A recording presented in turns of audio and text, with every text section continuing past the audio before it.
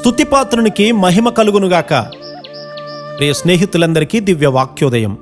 ఈనాటి పాఠ్యభాగము కీర్తన 112:1.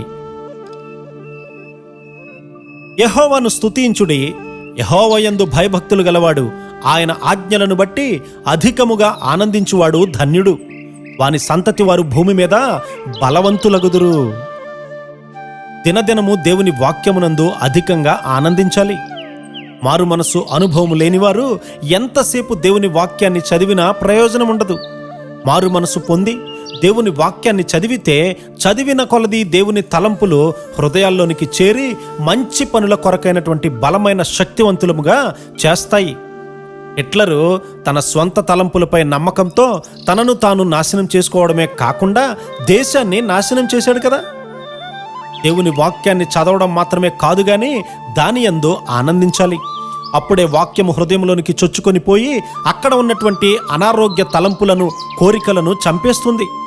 వారికి ఇలాగు జరుగును, వారు వేడుకొనక మునుపు నేను ఉత్తరమిచ్చేదను, వారి మనవి చేయుచుండగా నేను ఆలకించెదను అని యెషయా 65:24 వ్రాయబడి ఉంది. మనకు తలంపులు పుట్టక మునుపే ఆయన వాటిని ఎరిగి ఉన్నాడు. కాబట్టి నీవు మనవి చేయకముందే ఆయన ఉత్తరమిస్తూ ఉన్నాడు. నీ స్వభావము తీసివేయబడి ఆయన స్వభావాన్ని ఉంచడం వల్ల ఆయన నుండి వేరుపరచబడలేము. నేనెల్లప్పుడూ దేవుని సంతోషపెట్టే కార్యములే చేయుదును అని యేసు దేవుని సంతోషపెట్టే కుమారునిగా జీవించారు. మన క్రైస్తవ జీవితంలో మనము ఆయన మాదిరిగా వెంబడించాలి.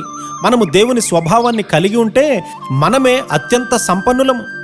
మన హృదయంలో దేవుని వాక్యాన్ని ఉంచుకొని సంతోషముతో దానికి లోబడడం గొప్ప లాభదాయకం. పాపము మన రక్తములో ఇంకిపోయింది, కానీ ఆయన వాక్యము మన రక్తములో ఇంకి పాపము నుండి శుద్ధీకరిస్తుంది. కనుక మన కార్యాలు పరిశుద్ధంగా ఉంటాయి. సంఘంలో ప్రతి ఒక్కరూ తన వంతు పరిశుద్ధతను కలిగించడం ద్వారా దీన్ని పరిశుద్ధపరచబడినటువంటి స్థలముగా చేయాలి.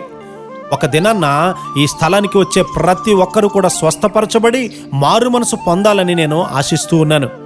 నీ తల్లిదండ్రులు తప్పు చేస్తే నీవు దానిని దీపముగా ఎత్తి చూపాలి. లేకపోతే ఒక దినాన అది నీకు ఉరి అవుతుంది. దేవుని స్వభావము నీలోకి వచ్చినప్పుడు నీవు లోకానికి పైగా నడవగలుగుతావు. అప్పుడు చెడ్డ తలంపులు కానీ ఊహ కానీ నీ మనస్సులోకి అసలు ప్రవేశింపలేకపోవడంలో ఆశ్చర్యం లేదు. అట్టి కృపాధన్యత దేవుడు మనందరికీ అనుగ్రహించునుగాక. ఆమేన్.